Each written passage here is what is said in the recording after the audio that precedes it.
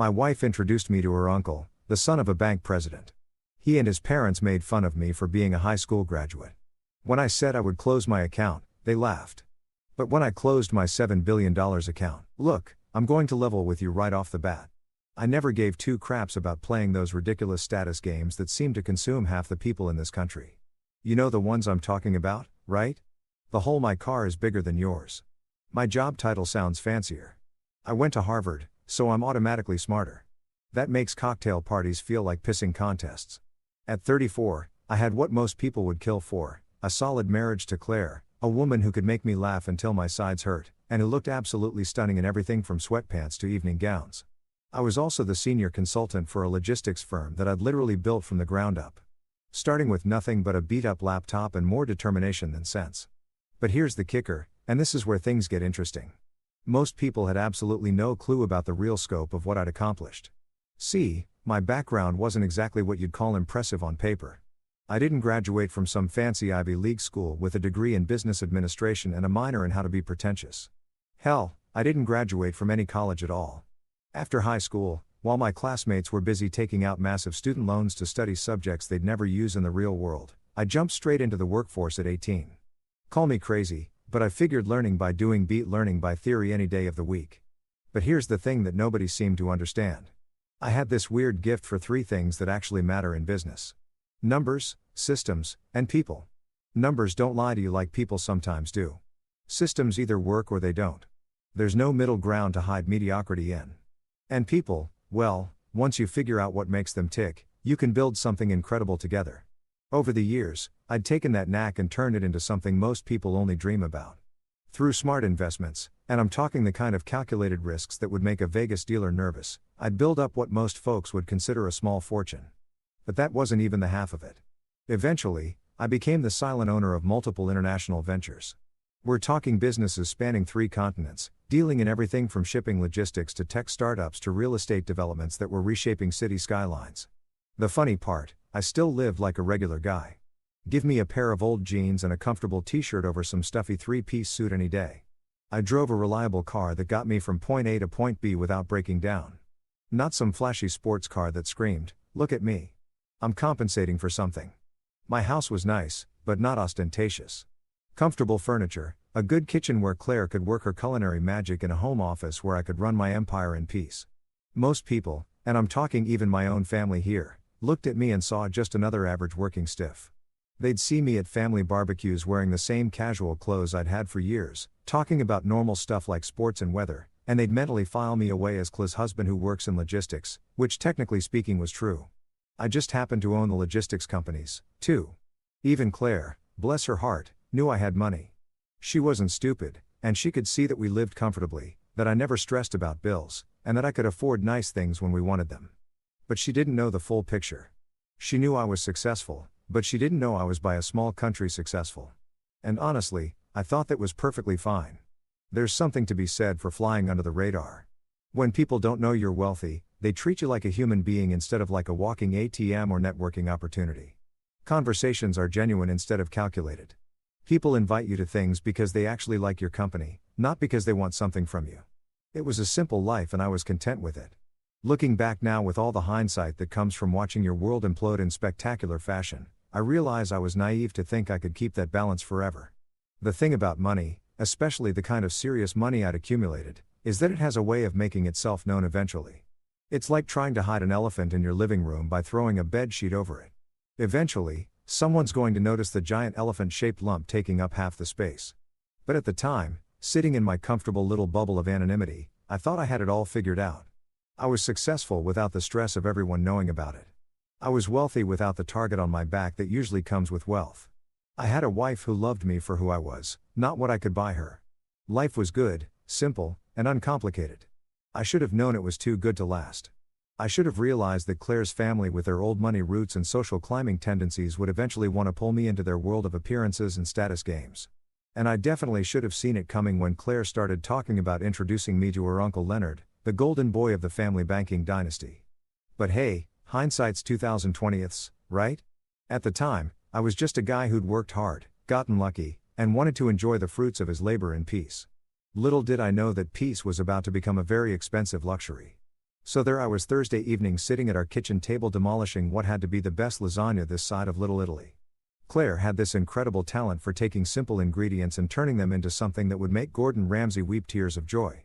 I'm talking about the kind of comfort food that makes you forget all your problems and wonder why anyone ever invented restaurants in the first place.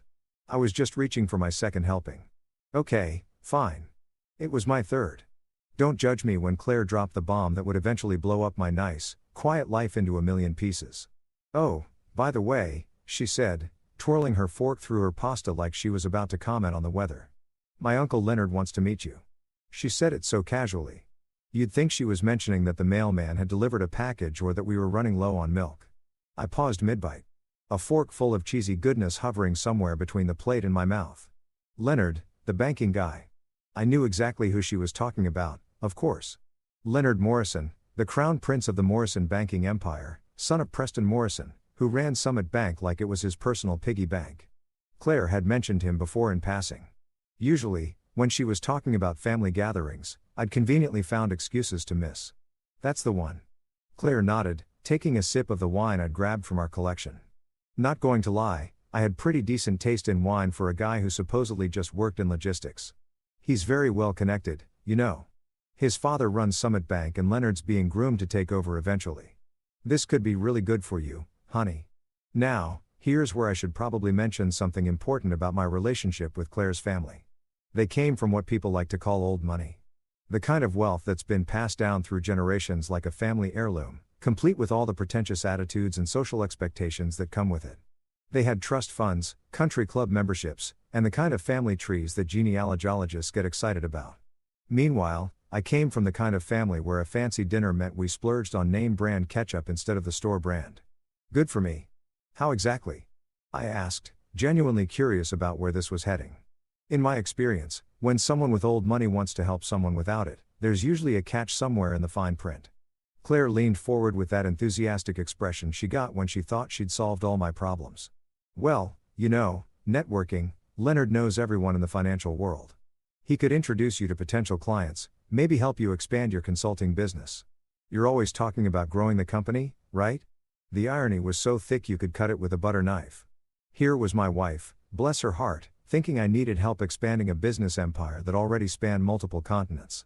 It was like someone offering to teach Michael Jordan how to play basketball or suggesting that Gordon Ramsay might benefit from a cooking class at the local community center. But how could I explain that without revealing the full extent of what I'd built? Claire knew I was successful. She could see that we lived comfortably, that I never stressed about money, that I could afford nice things when we wanted them. But she thought successful meant I made good money as a consultant. Not that I could buy and sell most of the companies Leonard probably considered impressive. I don't really need connections, babe, I said carefully, trying to find the right balance between truth and discretion. The business is doing pretty well on its own. Claire waved her hand dismissively like I was being modest for no reason. Oh, come on. Everyone can use good connections. Besides, Leonard's really curious about you. I've told him you're smart and hardworking, and he wants to meet the man who swept me off my feet. I had to bite back a laugh at that. If Leonard was anything like the typical banking heir I'd dealt with in my business ventures, he was probably curious about me the same way a cat is curious about a mouse. As something amusing to play with before moving on to more important matters. He's a bit blunt, Claire continued, using that tone people use when they're trying to warn you about someone without actually warning you. But don't take it personally. That's just how he is. Once you two start talking business, I'm sure he'll respect you. He respects success and you're definitely successful. Again, with the irony, if Leonard respected success, he was about to meet more of it than he could handle. But Claire didn't know that. And something told me this meeting was going to be a master class in assumptions and misconceptions. Besides, Claire added, warming to her subject, it'll be good for you to meet more people from my family. I know you've been avoiding some of the gatherings, but Leonard's different. He's accomplished something on his own merit, not just inherited everything. I almost choked on my wine at that one. From what I'd heard through Claire's family gossip network, Leonard's biggest accomplishment was being born with the right last name. Sure, he worked at the bank, but calling it his own merit was like saying a NASCAR driver built his own racetrack. When and where? I asked, figuring I might as well get this over with. Besides, there was a part of me, the part that had always enjoyed a good challenge, that was curious to see exactly how far up their own asses the Morrison family had their heads. This Saturday at Meridian, you know, that steakhouse downtown, Claire's face lit up like she just solved world hunger.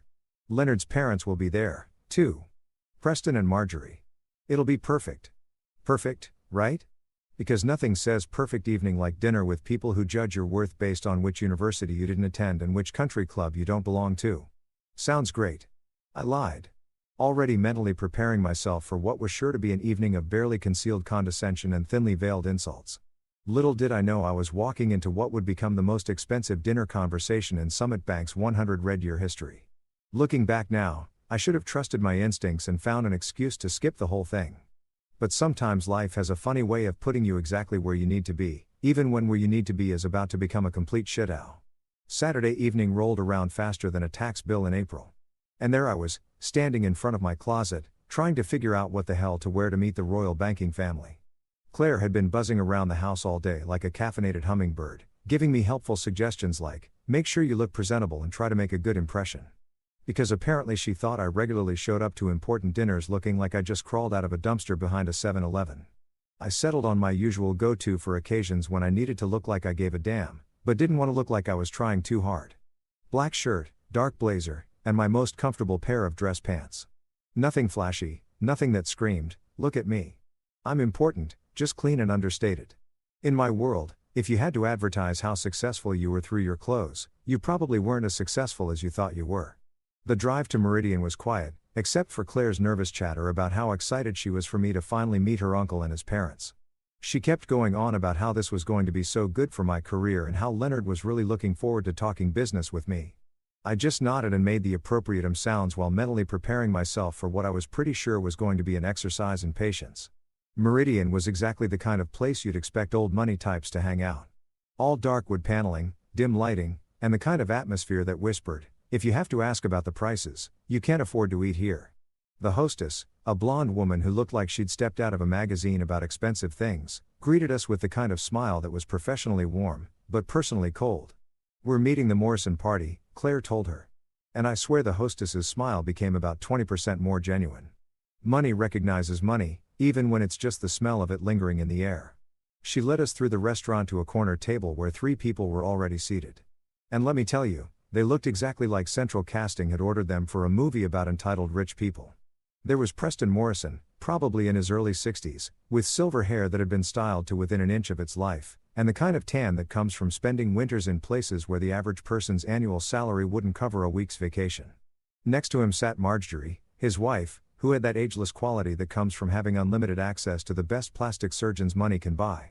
Her jewelry alone probably cost more than most people's cars. And she wore it with the casual confidence of someone who'd never had to check her bank balance before making a purchase. And then there was Leonard. Oh, Leonard, the golden boy himself, probably around my age, but carrying himself like he'd been born wearing a crown. He had that particular brand of confidence that comes from never having been told no about anything important in your entire life. His suit probably cost more than most people's monthly rent, and he wore it like armor against the common folk. They all stood up as we approached, and I could practically feel the temperature drop as their eyes took in my appearance. It was like watching 3 people simultaneously realize they'd been expecting Philip Minen and had been served a cheeseburger instead. Leonard. Mom, Dad, Clarera said with obvious excitement. This is my husband, the one I've been telling you about. I extended my hand to Preston first because that seemed like the polite thing to do. His handshake was firm but brief, the kind that said, I'm acknowledging your existence, but don't get too comfortable. Marjorie offered me a hand that felt like she was afraid I might contaminate her manicure. And Leonard's grip was the kind of aggressive squeeze that insecure men use to establish dominance. Please sit down, Preston said, gesturing to the chairs across from them, like he was granting me an audience. We hadn't even ordered drinks yet, and I could already tell this was going to be a long evening. The waiter appeared almost instantly. Apparently, when you're a Morrison, service happens at light speed. After we'd ordered drinks, they went for expensive wine while I stuck with a beer. Because I'm a simple man with simple tastes, the interrogation began. So Preston said, settling back in his chair with the air of a judge preparing to hear a case.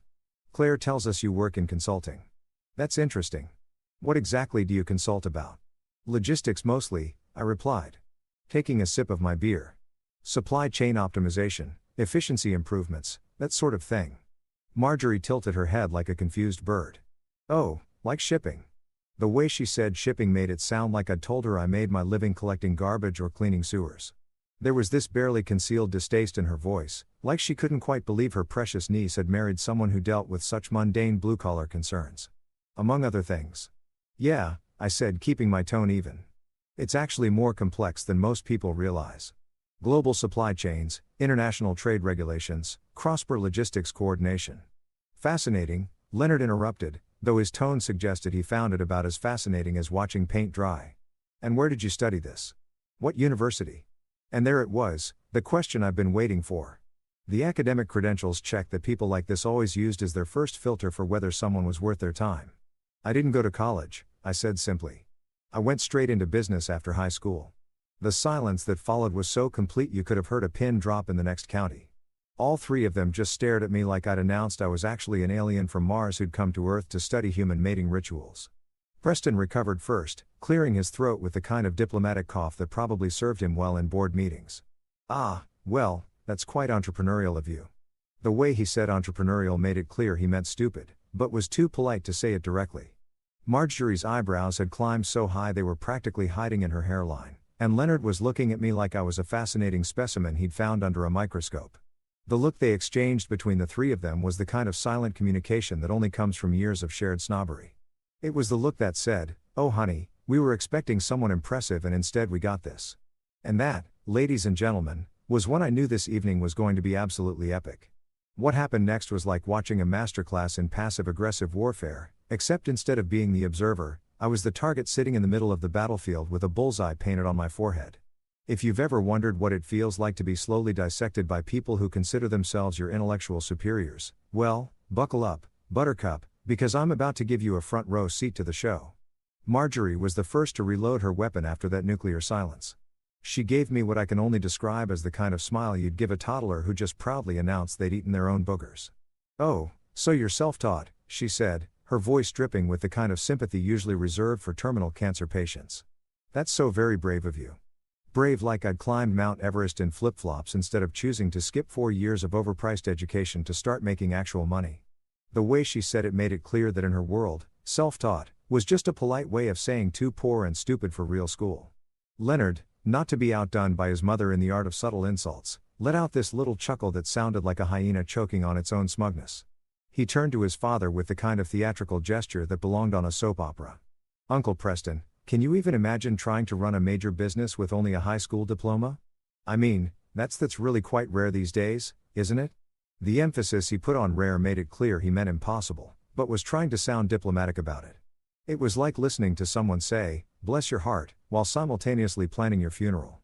Preston, who was clearly the master of this particular family sport, nodded sagely like Leonard had just made some profound observation about the nature of human intelligence. Indeed, Leonard, in today's complex business environment, one really needs a solid educational foundation. Harvard Business School teaches principles that simply can't be learned anywhere else. Yes, Harvard Business School, the magical place where they apparently teach you how to lose $7 billion without breaking a sweat. But I'm getting ahead of myself. Of course, Marjorie chimed in, apparently not content to let the men have all the fun. There's something quite refreshing about the old-fashioned approach. So authentic, she said.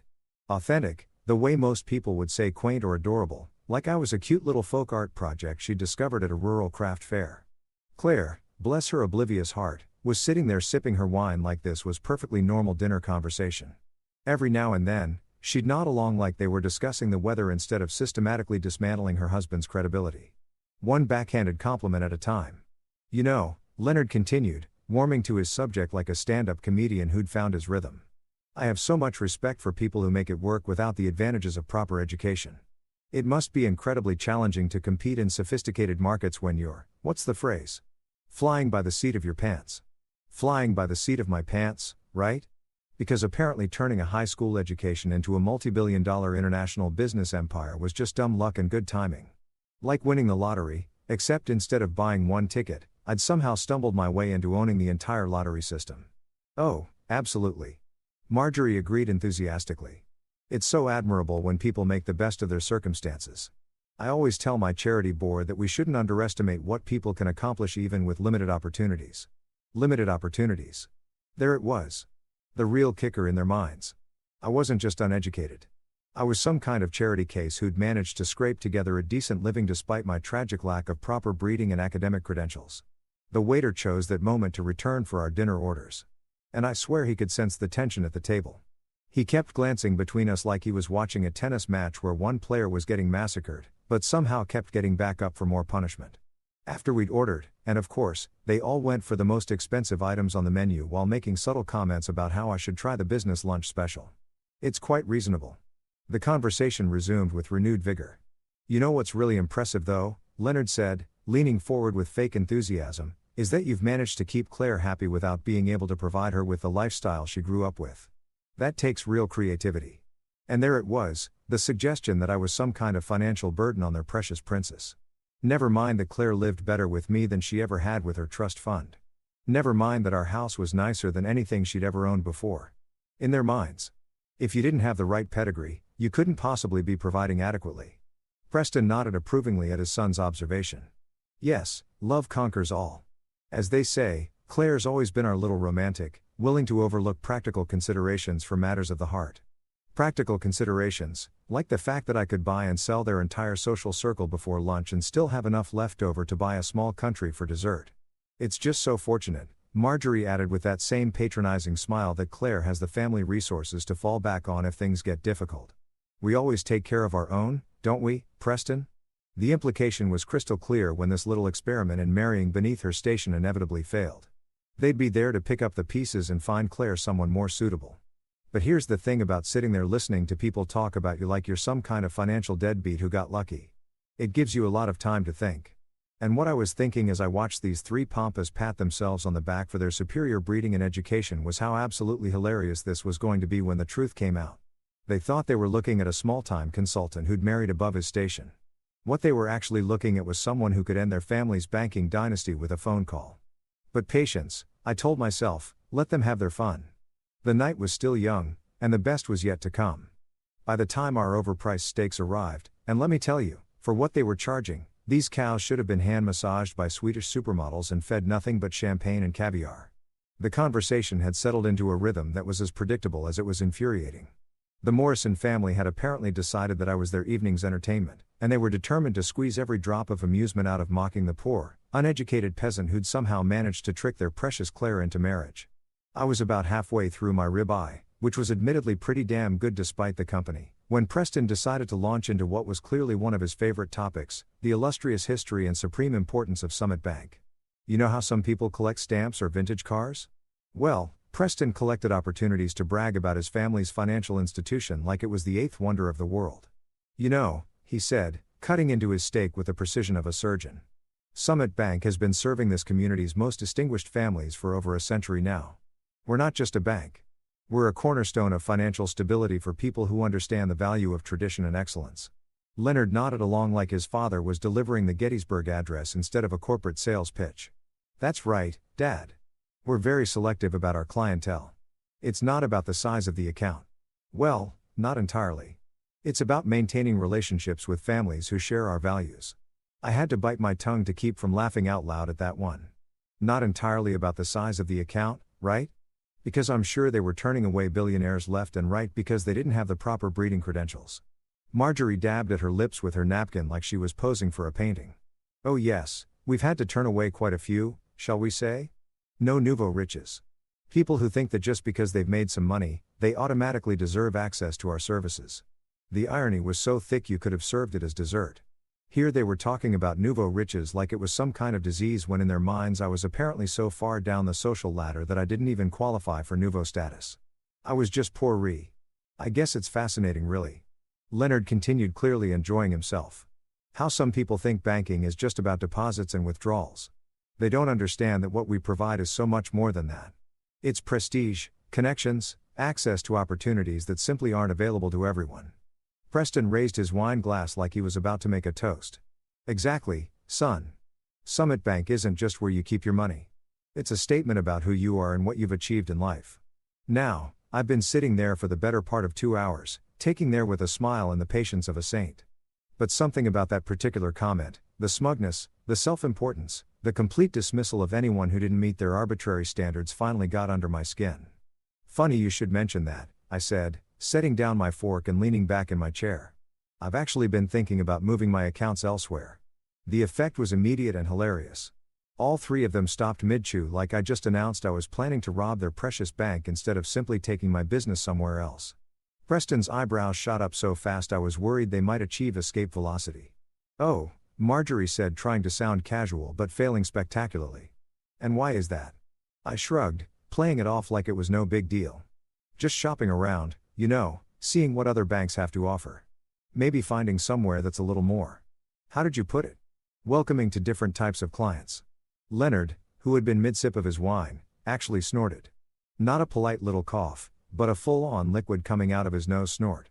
He quickly grabbed his napkin to clean up the mess, but not before giving me a look that was equal parts amusement and condescension. "Oh, please," he said once he'd recovered from his wine snorting incident. "Go ahead and move your account. I'm sure losing one regular checking account won't exactly make a dent in our books." "Regular checking account? Oh, sweet, naive Leonard. If only you knew that my regular checking account contained enough money to buy your precious bank 3 times over and still have enough left for a nice vacation." Preston, apparently feeling left out of the fund, decided to pile on. "Yes, Leonard's quite right. Summit doesn't depend on small timers for our success.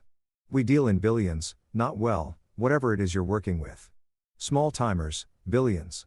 The man was practically handing me comedy gold on a silver platter.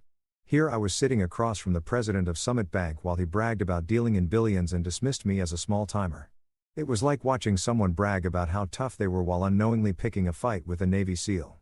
"Billions, huh?" I said, taking another sip of my beer. "That's impressive." "Oh yes," Marjorie chimed in, apparently not wanting to be left out of the family sport of financial dick measuring. "Preston has grown Summit's assets under management to over $15 billion. We're one of the most successful regional banks in the country." 15 billion. I had to work very hard to keep my expression neutral at that number. See, here's the thing about my particular situation that made this moment so absolutely delicious. My primary account with Summit Bank, the one they were so casually dismissing as inconsequential, contained $7 billion in liquid assets. That's not counting my long-term holdings, my international investments, or the various other accounts I had scattered across different institutions. In other words, my single regular checking account represented nearly half of their entire bank's assets under management. But they didn't know that. In their minds, I was just some blue-collar guy with maybe a few $1,000s to my name. Leonard leaned forward with that same smug expression he'd been wearing all evening. "You know what? I'm actually curious now. What exactly would it take to keep your business? Are we talking about waiving a monthly fee? Throwing in some free checks?" The condescension in his voice was so thick you could have spread it on toast. Free checks. The man was offering me free checks like I was some kind of charity case. I smiled back at him, and for the first time that evening, it was a completely genuine smile. "Oh, don't worry about it. I'm sure you're right. Losing my account probably won't even register on your radar." And that, my friends, was the moment when I decided that Preston Morrison and his arrogant family were about to learn a very expensive lesson about making assumptions. The ride home from Meridian was quieter than a funeral procession. Except instead of mourning someone's death, I was quietly planning the financial assassination of an entire banking dynasty. Claire sat in the passenger seat, humming some tune she'd heard on the radio earlier, completely oblivious to the fact that her husband had just been declared war on by her own family. And that said husband was about to return fire with the economic equivalent of a nuclear weapon. "Well, that went well," Claire said cheerfully as we pulled into our driveway. She had this amazing ability to rewrite history in real time, turning what had clearly been a disaster into some kind of social victory. "I think they really liked you once they got to know you." I stared at her for a moment, wondering if we had attended the same dinner or if she'd somehow been transported to an alternate dimension where her family hadn't spent the entire evening treating me like something they'd scraped off their shoe. "Really? That's your takeaway from tonight? Oh, come on," she said, waving her hand dismissively as we walked toward the front door. "You know how they are. They're just particular about people. But once you prove yourself, they'll come around." Prove myself, right? Because apparently building a multi-billion-dollar business empire from scratch wasn't proof enough of anything except my lack of proper breeding credentials. I unlocked the front door and we stepped inside. Claire immediately kicking off her heels and sighing with relief. "My feet are killing me. Those shoes look amazing, but they're torture devices in disguise." "Claire," I said, following her into the living room. "We need to talk about what happened tonight." She turned around with that slightly exasperated expression she got when she thought I was being overly dramatic about something. What about it? Look, I know they can be a little intense sometimes, but that's just their way. They don't mean anything by it. They called me uneducated trash Claire for 2 straight hours. They did not. She protested, though her voice had that slight uncertainty that meant she knew damn well they had. They were just curious about your background. There's nothing wrong with that. Curious? I couldn't help but laugh at that one. Your uncle offered me free checks like I was some kind of charity case. Your aunt talked about me like I was a fascinating specimen from the wrong side of the tracks. And your cousin acted like my very existence was an insult to his precious bank. Claire flopped down on the couch and gave me the kind of look you'd give a child who was throwing a tantrum over something trivial. You're being way too sensitive about this. So what if they asked about your education? So what if they made a few jokes? That's just how wealthy families operate. They test people. It's not personal. Not personal. Jesus Christ. If that wasn't personal, I'd hate to see what they considered a direct attack. They suggested you were slumming it by marrying me, I pointed out. They implied that your family would need to support us financially when my little business inevitably fails. How exactly is that not personal? Oh, please, Claire said, rolling her eyes in a way that made me want to scream. They were just teasing. You need to learn to take a joke. Besides, it's not like you don't make jokes about other people. And there it was, the moment I realized that my wife, the woman I'd thought knew me better than anyone else in the world, had absolutely no clue who she'd actually married. She saw the teasing, the condescension, the barely veiled insults. And her response was that I should just suck it up and take it like a good little peasant. Right, I said slowly, taking a joke. Got it. I walked over to the bar cart in the corner of our living room and poured myself a generous glass of whiskey. Not because I needed liquid courage for what I was about to do, but because some moments in life require the proper ceremonial accompaniment, and this was definitely one of them. Look, Claire said, her tone softening like she thought she could smooth this over with a little sympathy. I know tonight was probably overwhelming. My family can be a lot to handle when you first meet them, but they're good people, and once they see how successful you are, they'll warm up to you. How successful I am, I repeated. Right. Exactly. Once you start doing business with Leonard, once they see how smart and capable you are, they'll realize they misjudged you. It just takes time. I took a sip of my whiskey and looked at my wife. Really looked at her and realized that she was just as clueless as her family. She thought successful meant making decent money as a consultant. She had no idea that her husband could buy and sell her entire family's precious bank like it was a used car. Well, I said finally. I've made a decision about Summit Bank. Oh, good. Claire perked up immediately. Are you going to set up a meeting with Leonard? I knew you'd come around. This could be really great for your business. Actually, I said, savoring the moment. I've decided to close all my accounts there, transfer everything to overseas banks.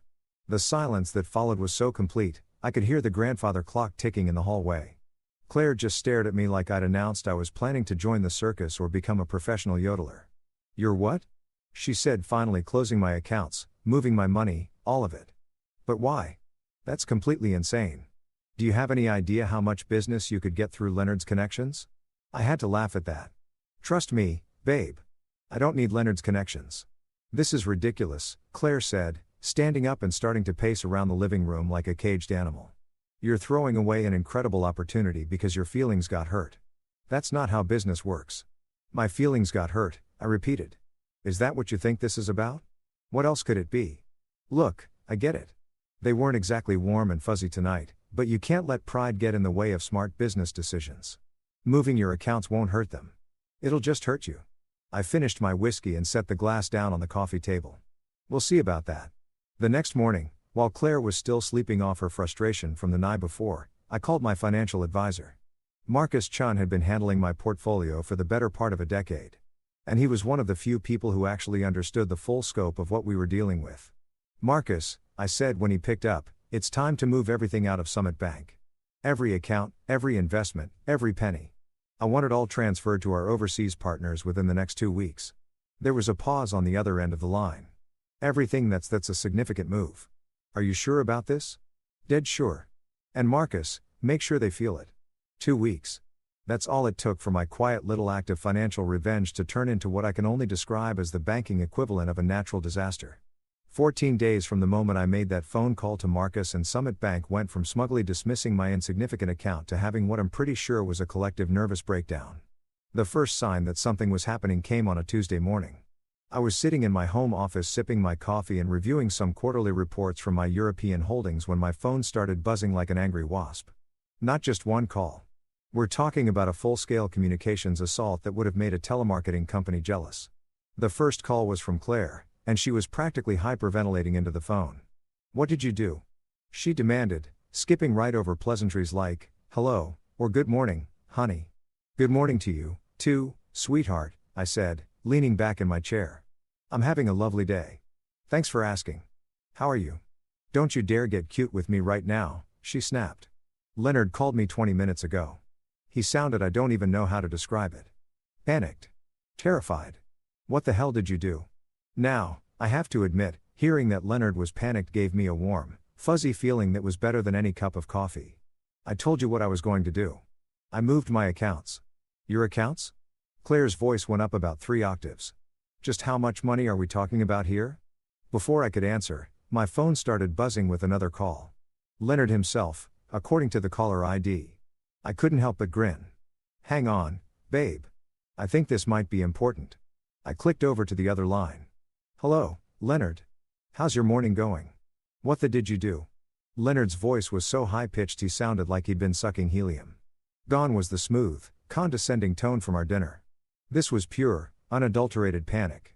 "Language, Leonard," I said, thoroughly enjoying myself.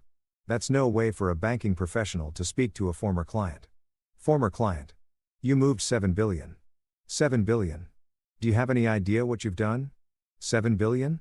Hearing him say the number out loud was almost as satisfying as the panic in his voice. "I moved my money to a bank that appreciates my business. Isn't that what you suggested I do? This isn't a joke." Leonard was practically screaming now. "You've triggered a liquidity crisis. We had that money invested, leveraged, tied up in loans. You can't just pull out that kind of capital overnight." "Oh, but apparently I could and I had." "Funny thing about money, Leonard. When it's yours, you get to decide where to keep it."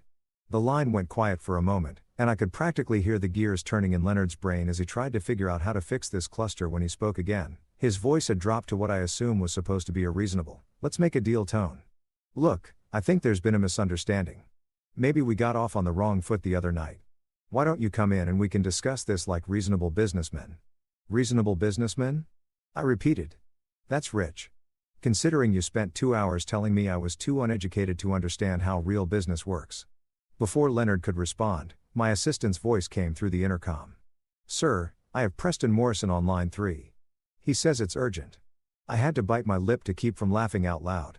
"Leonard, I'm going to have to let you go. Your father's calling." "Wait, don't." I hung up and switched to line 3. "Preston," I said cheerfully. "What a pleasant surprise. Twice in one day, I get to talk to the Morrison family." Preston's voice was much more controlled than his son's, but I could hear the strain underneath the professional composure. "Mr. Grant, I believe there's been some kind of mistake with your account transfer." "No mistake," I said. "Everything went exactly as planned." "I see. Well, perhaps we could schedule a meeting to discuss this situation. I'm sure we can work something out that's beneficial for everyone." "Beneficial for everyone." I'm used, you know. That's exactly what I was hoping for during our dinner the other night. Funny how perspectives change when the shoe's on the other foot.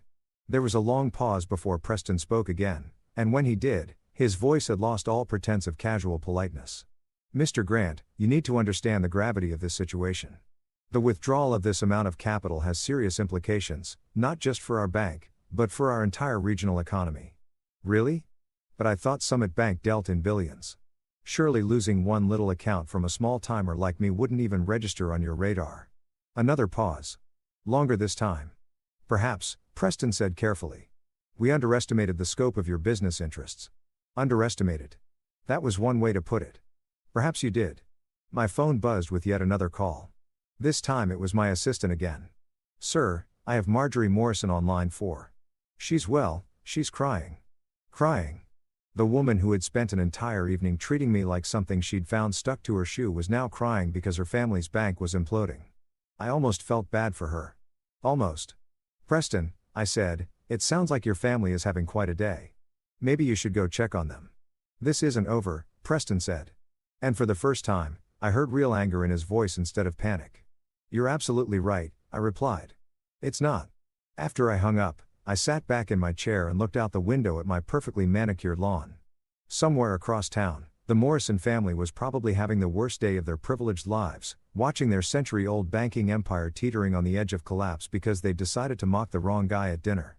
My assistant's voice came through the intercom again. "Sir, there's someone here from Summit Bank's board of directors. He says they've called an emergency meeting." I checked my watch. It wasn't even noon yet, and Summit Bank's board was already in crisis mode. Marcus had warned me that pulling out $7 billion overnight would cause problems.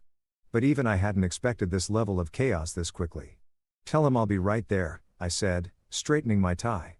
Time to go watch a banking dynasty crumble in real time. And the best part, the show was just getting started. Walking into Summit Bank's main building felt like entering a war zone where the war was being fought with calculators and panic attacks instead of guns and bombs. The lobby, which normally buzzed with the quiet efficiency of financial professionals going about their business, had the frantic energy of an emergency room during a multi-car pileup. Employees were scurrying around with stacks of papers. Phones were ringing nonstop, and I could see more than a few people who looked like they were seriously considering updating their resumes. The receptionist, a young woman who probably made more in a year than most people's parents, looked up at me with the kind of desperate expression usually reserved for people who've just watched their house burn down. "Mr. Grant, they're waiting for you in the main boardroom, 32nd floor, elevator bank to your right." I thanked her and made my way to the elevators, passing clusters of employees who were having hushed, urgent conversations. I caught fragments of words like liquidity crisis, emergency protocols, and how the hell did this happen? It was like walking through the financial equivalent of a natural disaster site. The elevator ride to the 30th floor was probably the longest minute and a half of my life. Not because I was nervous, but because I was trying so hard not to laugh out loud that I was practically giving myself an aneurysm. By the time the doors opened, I had composed myself enough to look appropriately serious for what was about to be the most satisfying business meeting of my entire career. The boardroom was exactly what you'd expect from a century-old bank trying to prove its importance. All dark wood paneling, leather chairs that probably cost more than most people's cars, and oil paintings of dead white guys who'd apparently been very important at some point in banking history. But the atmosphere in the room was anything but impressive. It felt more like a funeral parlor where everyone was still arguing about how the deceased had died. Preston Morrison sat at the head of the table, looking like he'd aged about 10 years since our dinner 2 weeks ago. His usually perfect silver hair was slightly disheveled, and there were dark circles under his eyes that suggested he hadn't been sleeping well. Marjorie sat to his right, her designer makeup doing its best to hide what appeared to be genuine distress. And Leonard looked like he'd been hit by a truck, backed over by the same truck, and then had the truck parked on his chest for good measure. "Mr. Grant," Preston said, standing up as I entered the room. His voice was carefully controlled, but I could hear the strain underneath. "Thank you for agreeing to meet with us." "Of course," I said, taking the seat across from them like this was just another business meeting instead of the financial apocalypse I'd single-handedly triggered. "I have to say, this is a much nicer venue than our last conversation." The silence that followed was so thick you could have cut it with a chainsaw. Preston cleared his throat and sat back down, his hands folded on the table like he was trying to keep them from shaking. "Mr. Grant, I believe, we owe you an apology." An apology from Preston Morrison, the man who'd spent an entire evening talking about me like I was some kind of financial parasite, was now apologizing. If someone had told me 2 weeks ago that this moment would happen, I'd have suggested they seek professional help. An apology for what exactly? I asked because I wanted to hear him say it. I wanted to hear every single word of their admission that they'd up spectacularly. Preston's jaw tightened, but he pushed forward. "We regret our earlier comments. They were inappropriate and unprofessional." "Inappropriate and unprofessional," I repeated slowly. That's one way to describe spending 2 hours mocking someone's education and calling them a financial burden. Marjorie, who had been sitting there looking like she was attending her own execution, finally spoke up. "We didn't mean, we were just," she trailed off, apparently unable to find words that would adequately explain away their behavior. "Which comments specifically are we talking about here?" I continued because I was enjoying this way too much to let them off easy. "The ones about me being too uneducated to run a business. The ones about my money not matching. Or maybe the ones about Claire needing your family's financial support when my little consulting firm inevitably fails." Leonard, who had been staring at the table like it held the secrets of the universe, finally looked up. His face was pale, and when he spoke, his voice cracked like a 13-year-old boy's. "We didn't know. We had no idea about the scope of your financial position." And there it was, the admission I'd been waiting for. They weren't sorry for being, they were sorry for being to someone who turned out to be richer than they were. So, you're not sorry for treating someone badly, I said. You're sorry for treating the wrong someone badly. Preston held up his hand like he was trying to stop a runaway train. That's not what we meant. We're genuinely sorry for our behavior, regardless of circumstances. Circumstances? I laughed. Is that what we're calling $7 billion now? Circumstances. The number hung in the air like a nuclear bomb that had just been dropped on the table. I watched as the full reality of what had happened settled over them like a heavy blanket. $7 billion. Nearly half of their bank's total assets under management. Gone overnight. Because they decided to play status games with the wrong guy. Marjorie's hands were actually trembling now. Mr. Grant, surely we can work something out. There must be some way to resolve this situation that works for everyone. Resolve this situation, I said. You mean the situation where your bank is now teetering on the edge of collapse because you assumed I was some kind of charity case? Leonard leaned forward desperately. Look, we admit it. We were wrong about everything. But pulling your money out like that, it's not just hurting us. There are innocent people who work here. People who had nothing to do with what happened at dinner. That actually gave me pause for a moment. He was right. There were probably hundreds of employees at Summit Bank who were now facing unemployment because their bosses had terminal cases of elitist assholery. But then I remembered the way they'd talked about me, the condescension, the barely concealed disgust, and my sympathy evaporated like morning dew. You know what, Leonard? You're absolutely right. There are innocent people who are going to suffer because of this. But here's the thing. They're not suffering because I moved my money. They're suffering because you and your family are apparently too stupid to run a bank without insulting your biggest clients. Preston's face was getting redder by the minute. Mr. Grant, what exactly do you want from us? What did I want? That was a damn good question. I wanted them to understand what it felt like to be dismissed and belittled. I wanted them to realize that their century of inherited privilege didn't make them better than anyone else. I wanted them to learn that actions have consequences, even when you're rich and connected. But mostly, I wanted them to squirm a little bit more before I decided whether or not to completely destroy their family's legacy. I was just about to answer Preston's question about what exactly I wanted from them. And let me tell you, I had some very creative ideas brewing when the boardroom door opened with the kind of dramatic timing that Hollywood screenwriters dream about. The whole room turned to look, and I swear you could have heard a pin drop in the next county, and walked Miles Barrett, chairman of Summit Bank's board of directors. And let me tell you something about Miles. This guy was old school banking royalty. We're talking about a man who'd been making financial decisions since before some of these people were born, who'd survived more market crashes than most people had seen movies, and who commanded the kind of respect that made grown bankers wet themselves when he walked into a room. But here's the thing that made this moment absolutely perfect. Miles Barrett and I went way back. Not in some casual, we met at a conference once way, but in a we've done serious international business together for years way. We'd worked on trade deals that involved moving more money across borders than some countries' entire GDP. He knew exactly who I was and exactly what I was worth down to the last penny. Miles, I said, standing up with a genuine smile spreading across my face. What a pleasant surprise. The effect on the Morrison family was immediate and spectacular. Preston's face went from red to white so fast I was worried he might be having some kind of medical emergency. Marjorie's mouth actually fell open like she was a cartoon character who'd just seen something impossible. And Leonard, poor Leonard, looked like he'd just watched his entire world collapse in real time, which, come to think of it, was exactly what was happening. Miles walked over and shook my hand with the kind of firm, respectful grip that two equals exchange when they've done serious business together. Good to see you again, though, I have to say, I wish it were under better circumstances. Better circumstances, I repeated, glancing back at the Morrison family, who were all staring at us like we were speaking in ancient hieroglyphics. Well, circumstances have a way of working themselves out, don't they? Miles looked around the table at Preston, Marjorie, and Leonard, and I could see something shift in his expression. It wasn't quite anger. Miles was too professional for that, but it was definitely disapproval of the highest order. We need to talk, he said to Preston.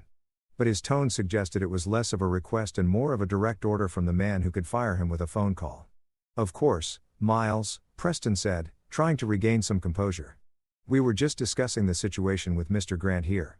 The situation, Miles said slowly, like he was tasting something unpleasant. Is that what we're calling it? He turned to me with an expression that was part apology and part professional damage control. I want you to know that the board had absolutely no knowledge of how our staff had been treating one of our most important clients. The words hung in the air like a neon sign advertising the Morrison family's complete and utter failure to do their basic job. I could see Leonard's face cycling through about 17 different emotions, landing somewhere between humiliation and the dawning realization that his career was probably over. Most important, Marjorie whispered like she was afraid to say it too loud in case it made it more real. Miles looked at her with the kind of expression you'd give a child who just asked why the sky was blue. "Mrs. Morrison, your husband's bank has been managing Mr. Grant's portfolio for nearly a decade. His account represents," he paused, apparently doing some mental math, "approximately 47% of Summit Bank's total assets under management." 47%. Holy, even I hadn't realized it was quite that much. I mean, I knew $7 billion was a lot of money, but hearing it put in those terms, nearly half of their entire bank, that was beautiful. That was poetry. Leonard's voice came out as barely more than a croak. "Wait, you know the chairman personally?" I looked at Leonard like he just asked if water was wet. "Leonard, Miles, and I have been working together on international trade projects for years.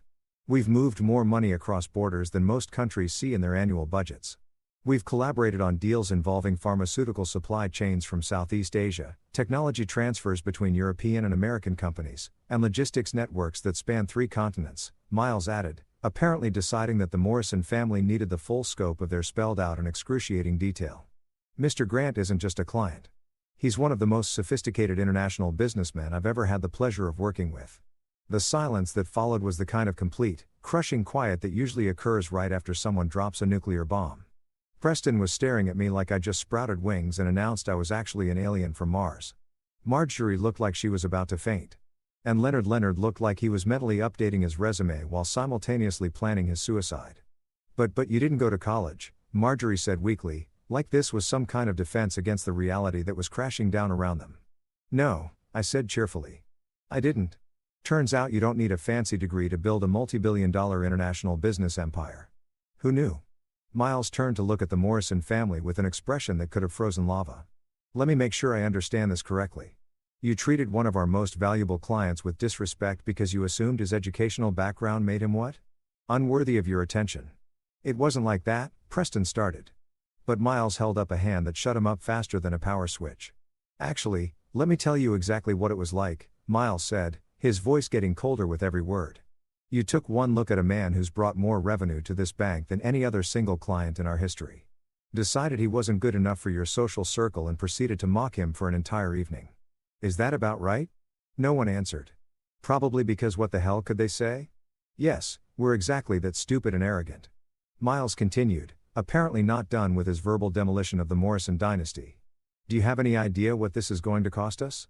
Not just the immediate liquidity crisis, but the reputation damage. Word is already spreading through the financial community that Summit Bank drove away a multi-billion-dollar client because of personal prejudice." "Miles," Preston said desperately. "Surely we can work something out. This is all just a misunderstanding." "A misunderstanding," Miles repeated. "Preston, you've been in banking for 30 years. Tell me, in your professional opinion, what do you think happens to banks that insult their biggest clients?" Preston's mouth moved, but no sound came out.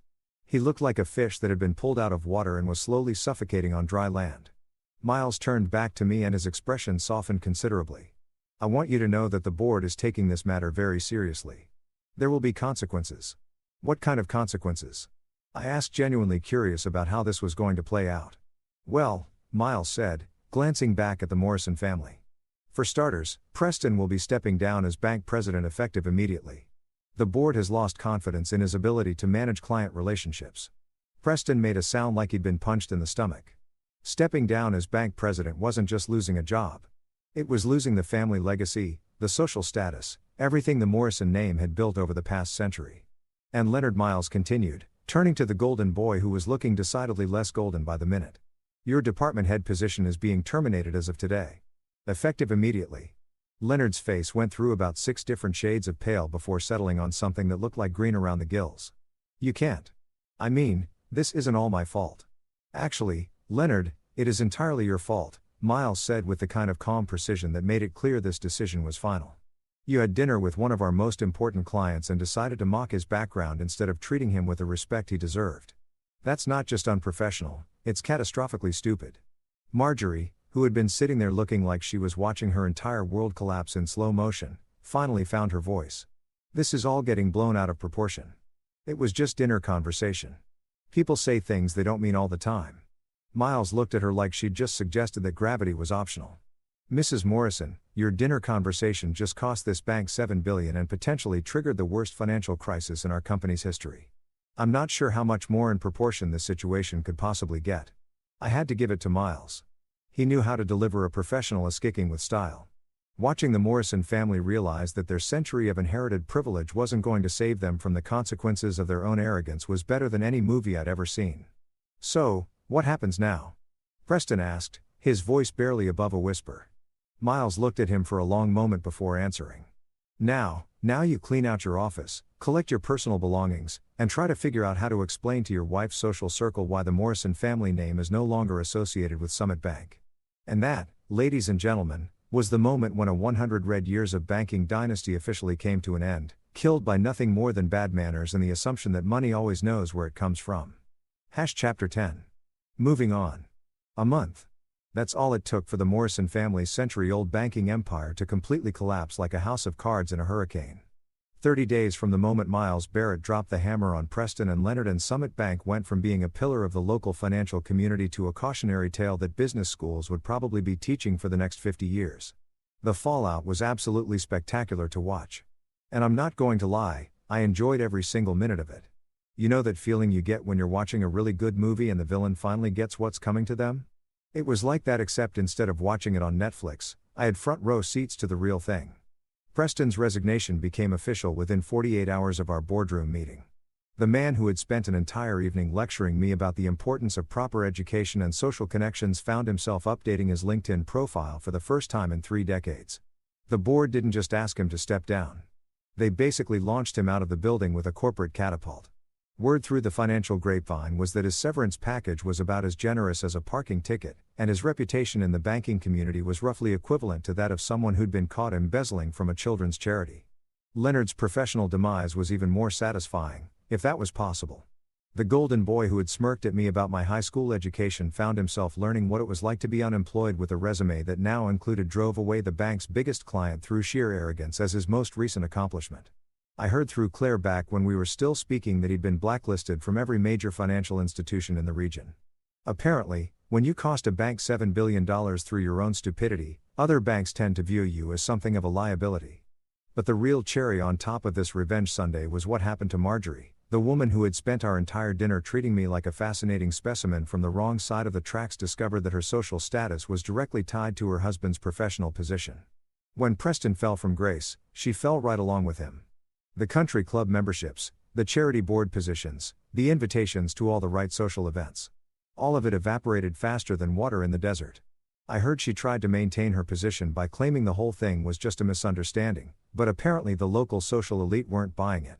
Nothing kills your standing in high society quite like being married to the guy who destroyed a century-old bank through bad manners. The bank itself managed to survive barely, but it wasn't the same institution that the Morrison family had built. Miles Barrett and the board had to bring in emergency capital from overseas investors, restructure their entire leadership team, and basically rebuild the company from the ground up. They kept the Summit Bank name, but everyone in the financial world knew it was essentially a completely different organization wearing the skin of the old one. And Claire? Well, that's where things got really interesting. And by interesting, I mean it turned into the kind of personal drama that would have made the producers of a soap opera weep with joy. About a week after the boardroom meeting, Claire came home from lunch with her girlfriends looking like she'd been hit by a truck carrying bad news. She walked into our living room where I was reading a book about international trade regulations. Light reading, I know, and just stood there staring at me like she was seeing me for the first time. Is it true? She asked without any preamble. Is what true? I replied. Though I had a pretty good idea where this was heading. The money, all of it. Sarah Henderson's husband works at Summit and he told her. He told her things about your accounts that I can't even. She trailed off, apparently unable to finish the sentence. I set down my book and looked at my wife. Really looked at her and realized that this was the moment our marriage was either going to survive or completely implode. What specifically did Sarah Henderson's husband tell her? He said you had $7 billion in that bank. $7 billion with AB. She said it like she was announcing that I'd been diagnosed with a terminal illness. He said you've been one of their biggest clients for years. That you own companies all over the world, that you're actually rich. I suggested successful. Everything you thought I wasn't. Claire sat down hard on the couch like her legs had given out. Why didn't you tell me? How could you not tell me something like that? It was a fair question and one I've been asking myself a lot lately. Because I liked being married to someone who loved me for who I was, not what I could buy them. Because I enjoyed having a wife who didn't see dollar signs when she looked at me. But I had a right to know, she protested. We're married. Married people don't keep secrets like that from each other. Really? I asked. Because you seemed perfectly fine with keeping the secret that your family thought I was trash. You sat there for 2 hours while they mocked me and you said nothing. You told me I was being too sensitive, that I should learn to take a joke. So, forgive me if I'm not entirely convinced about your commitment to honesty in this marriage. That shut her up for about 30 seconds, which might have been a new record.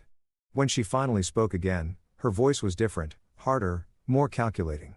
Do you have any idea how humiliated I am? My entire family is a laughingstock because of what you did. Preston's career is over. Leonard can't find work anywhere and my mother calls me crying every day about how you've destroyed the family name. And there it was. Not I'm sorry my family treated you terribly. Not I should have defended you. It was how could you humiliate my family like this? She was more concerned about the Morrison family's reputation than she was about the fact that her husband had been systematically insulted and belittled by the people who were supposed to welcome him into their family. Your family destroyed themselves, I said calmly. I just provided the consequences for their actions. Consequences? Claire's voice went up about 3 octaves. You destroyed their lives. Preston worked his entire career to build that bank and you tore it down in 2 weeks because your feelings got hurt. My feelings got hurt again after everything that had happened after watching her family's financial empire crumble because they couldn't be bothered to treat me with basic human decency. She still thought this was about hurt feelings. Claire, I said, standing up and walking over to the window that looked out onto our perfectly manicured lawn. Do you want to know the really sad part about all of this? What?